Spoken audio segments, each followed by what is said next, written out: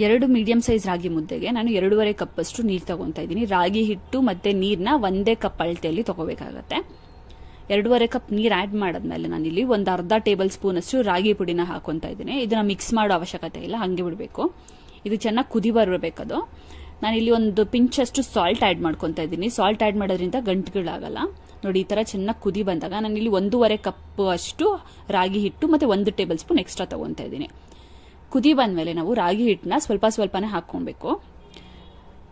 ಇದು ಕಂಟಿನ್ಯೂಸ್ ಆಗಿ ಒಂದೇ ಸಾರಿ ಹಾಕಿದ್ರೆ ಎಲ್ಲ ಈಚೆ ಬಂದ್ಬಿಡುತ್ತೆ. ಸೊ ಸ್ವಲ್ಪ ಹಾಕೊಂಡು ಹಿಂಗ ಮುದ್ದೆ ಕೋಲಲ್ಲಿ ಮಿಕ್ಸ್ ಮಾಡ್ಬೇಕು ನಾವು. ಸೊ ಇದೇ ತರ ಕಂಪ್ಲೀಟ್ ಆಗಿ 1.5 ಕಪ್ ಅಷ್ಟು ನಾನು ರಾಗಿ ಹಿಟ್ಟನ್ನ ಯೂಸ್ ಮಾಡ್ತಾ ಇದ್ದೀನಿ. ಇದು ಮಿಕ್ಸ್ ಮಾಡೋದ್ರಿಂದ ನೀರ್ ಜೊತೆ ಚೆನ್ನಾಗಿ ಕಂಬೈನ್ ಆಗುತ್ತೆ ಹಿಟ್ಟು.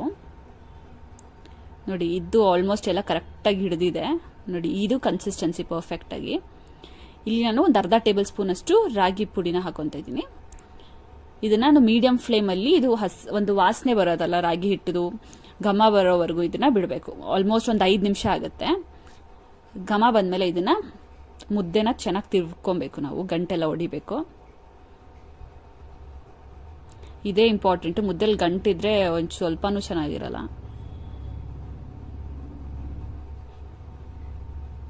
ಸೊ ಇದಾಗಿದೆ. ಇವಾಗ ನಾವು ಒಂದು ಸ್ಲ್ಯಾಬ್ ಮೇಲೆ ಇದನ್ನ ಟ್ರಾನ್ಸ್ಫರ್ ಮಾಡ್ಕೊಂಡು, ನೀವು ಬೇಕಂದ್ರೆ ಪ್ಲೇಟ್ಗೆ ತುಪ್ಪ ಹಚ್ಕೊಂಡು ಕೂಡ ಮಾಡ್ಕೊಬಹುದು. ಚೆನ್ನಾಗಿ ಮಿದ್ದಿ ಇದನ್ನ ನೀವು ರೌಂಡ್ ಬಾಲ್ ಆಗಿ ಮಾಡಬೇಕು.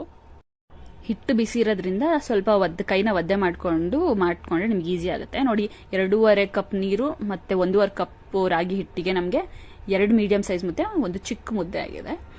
ಇದು ಪರ್ಫೆಕ್ಟ್ ಆಗಿದೆ. ನೀವು ಕೂಡ ಟ್ರೈ ಮಾಡಿ.